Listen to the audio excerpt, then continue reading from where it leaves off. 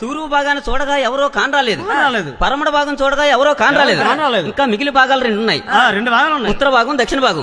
అయ్యయ్యో ఈ ఉత్తర భాగం దక్షిణ భాగం కూడా వదిలిపెట్టడానికి వీల్లేదని హాయ్ కమ్మవారు నోకాలు తల్లి ఇంకో భాగం వెళ్తుందండి. ఎక్కడ కనుకున్నావు తల్లి దక్షిణ భాగమే తల్లు రే, తల్లి పరిపోతున్నదే తల్లు రే,